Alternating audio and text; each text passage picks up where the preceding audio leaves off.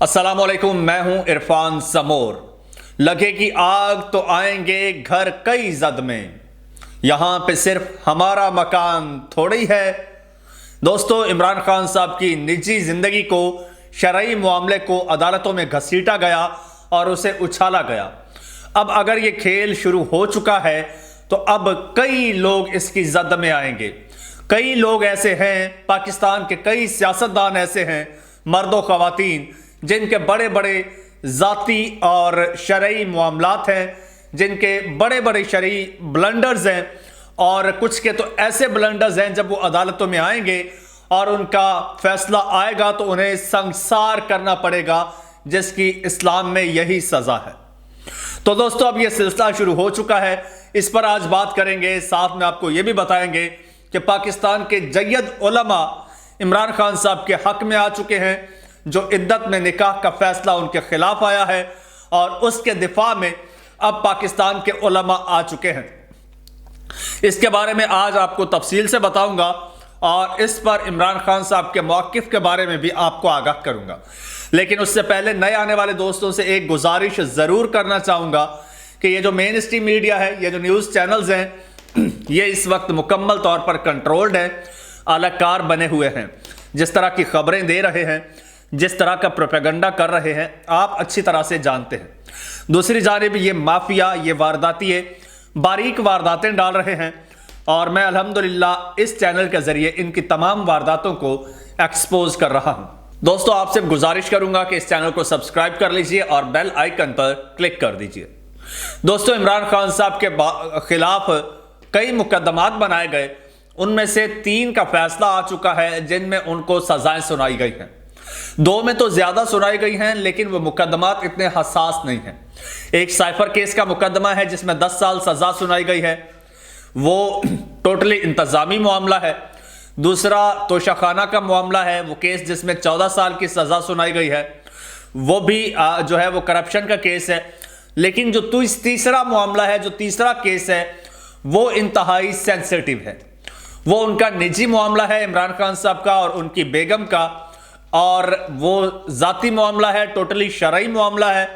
उसे अदालतों में उछाला गया, और ये एक नई रिवायत पाकिस्तान में कायम हुई है कि एक मियाँ और बीवी के, या फिर एक खातून का जो पर्सनल मामला है, और उसे पाकिस्तान की अदालतों में उछाला जाए।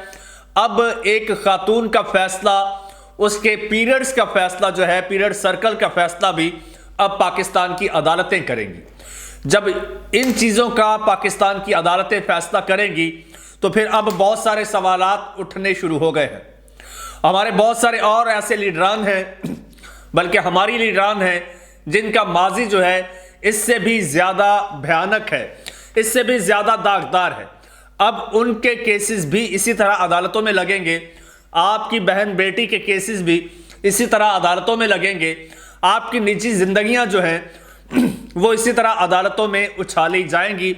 इसलिए तमाम पाकिस्तानी अब अपने अपने रिकॉर्ड्स जो हैं वो जमा करके रख लें। जो बच्चे हैं, अपने वालिदैन के रिकॉर्ड जमा करके रख लें कि उनके निकाह कब हुए, उनकी तलाक़ें कब हुई, उनके निजी मामलात कब हुए। ये सारी डिटेल आप जमा करके रख लें, क्योंकि ये रिवायत अब पड़ चुकी है और इसकी आपको ज़रूरत पड़ेगी।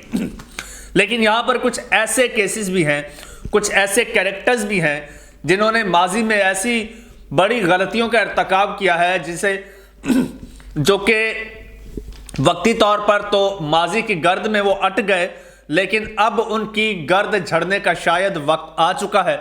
अब वो केसेस भी खुलेंगे, और उनका फिर अगर शरई पहलू देखा जाए तो शरीयत में उनकी सज़ा संगसारी है। आप मेरी बात समझ गए होंगे।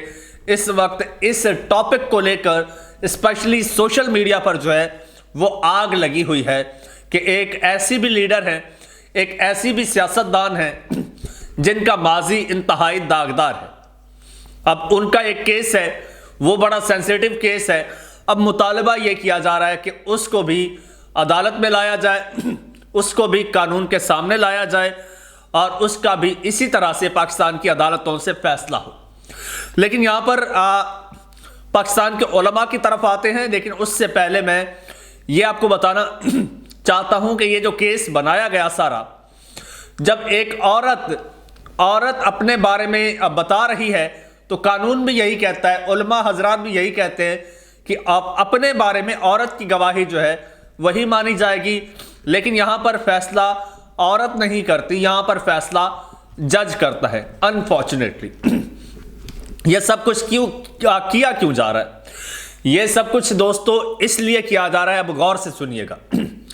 عمران خان صاحب کو جو ہے ان پر طرح طرح کے الزامات لگائے گئے، لیکن ان کا ووٹر نہیں ٹوٹا، ان پر ان کی پارٹی توڑی گئی، ان کا ووٹر نہیں ٹوٹا، ان پر مقدمات بنائے گئے، ان کا ووٹر نہیں ٹوٹا، ان کو جیل میں ڈالا گیا، ان کو سزائیں سنائی گئیں، ووٹر نہیں ٹوٹا۔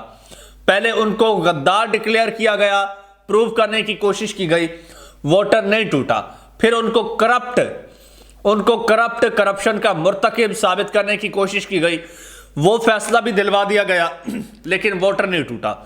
ووٹر کو یہ بھی باور کرانے کی کوشش کی گئی کہ آپ کا لیڈر تو اگلے 14 سال کے لیے جیل جا چکا ہے، 14 اور 10 24 سال کے لیے، تو 24 سال بعد جب وہ جیل سے نکلے گا تو وہ 90-95 سال کی عمر کا ہوگا، اور تب تک تو آپ کے کسی کام کا نہیں ہوگا، وہ نہ چل پھر سکے گا، نہ بات کر سکے گا، عمر کے اس حصے میں ہوگا، تو آپ کے لیڈر کا تو سمجھ لو سفر ختم ہو چکا۔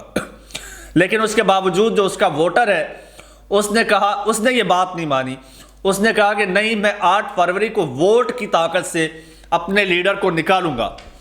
اس نے ان کی کوئی بات نہیں مانی۔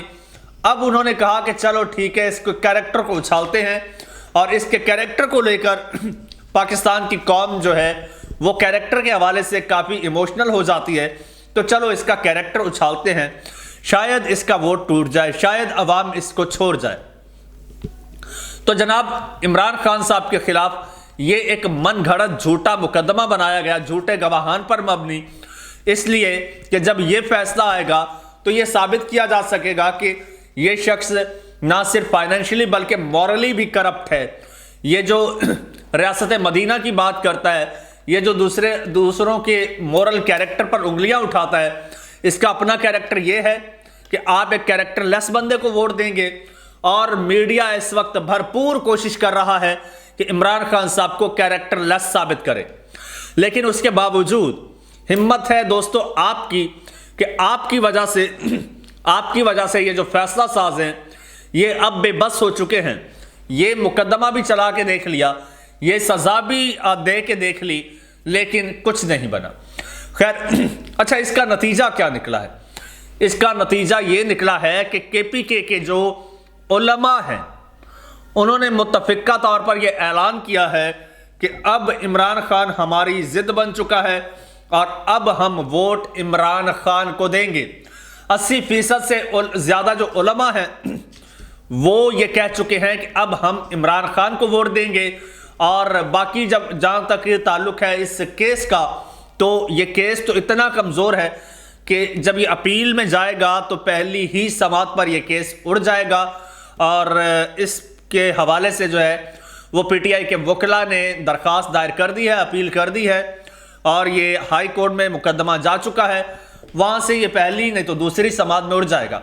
اسی طرح یہ تینوں مقدمات اڑ جائیں گے، لیکن PTI کا ووٹر وہیں کا وہیں کھڑا ہے۔ یہ بڑی زبردست بات ہے، PTI کا جو ووٹر ہے وہ کہیں نہیں گیا، وہ آج بھی اپنی جگہ پر کھڑا ہے۔ یہی کانفیڈنس ہے آپ کے لیڈر کا، اور یہی مان ہے، یہی اعتماد ہے۔ اسی اعتماد پر آپ کا لیڈر جو ہے وہ آج بھی جب جج فیصلہ سناتا ہے تو وہ جج کو انگلی سے اشارہ کرتا ہے، آج بھی وہ جھکتا نہیں ہے، وہ پریشان نہیں ہوتا، وہ ڈرتا نہیں ہے۔ اس کو پتا ہے کہ میری عوام میرے ساتھ ہے، تو میں ایک نہ ایک دن تو باہر نکل ہی آؤں گا، اور جب وہ باہر نکلے گا تو دوستو پھر دیکھیے گا، پھر یہ جو سلسلہ شروع ہو چکا ہے یہ اب تھمنے والا نہیں ہے، میں آپ کو اگین بتا دوں۔ اچھا اس حوالے سے، اس نجی حوالے سے جو ہے وہ اس وقت بہت سارے علماء کی ویڈیوز ہیں، بہت سارے بیانات ہیں، کیونکہ یہ ایک دینی معاملہ ہے، یہ شرعی معاملہ ہے، تو اس حوالے سے علماء کے بڑے جید علماء کے بیانات ہیں۔ وہ اس فسطائیت کے دور میں اب کچھ بول تو نہیں سکتے نا، اب وہ بولیں گے تو چودھری صاحب کل کو ان کو ادھر ادھر کر دیں گے، مفتی سعید والا کام ان کے ساتھ ہوگا۔ मुफ्ती सईद ने कहा ना कि मुझे तो ओन चौधरी लेके आया है यहाँ पे घसीट के, और मुझे तो मजबूरन ये बयान देना पड़ा, वरना मुफ्ती। अच्छा, इसी तरह से अगर आज कोई और आलिम इस मामले पे बोलता है, अच्छा बोलता है, तो इसका मतलब है कि चौधरी साहब उसको भी नहीं छोड़ेंगे। लेकिन यहाँ पे एक और बात वाज़ेह होती है कि अगर ये वाकई ठीक फैसला होता और उलमा को किसी चीज़ का डर ना होता, तो फिर इस जो फैसला आया है, कम से कम इस फैसले को सपोर्ट करते, इसके हक में बोलते कि हाँ यार सही आया है। दूसरा, मैं पाकिस्तान की औरतों से एक बात कहना चाहता हूँ।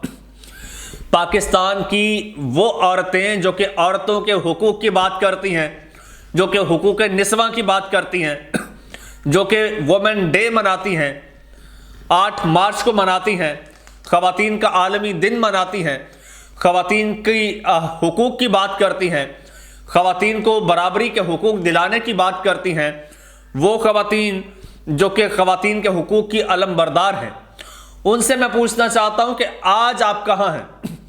आज एक औरत के जो उसका एक पर्सनल लाइफ है, उसका जो एक पीरियड साइकिल है, उसको डिस्कस किया जा रहा है, उसको वो आज डिफेंड करना पड़ रहा है, और उसका फैसला एक मर्द कर रहा है।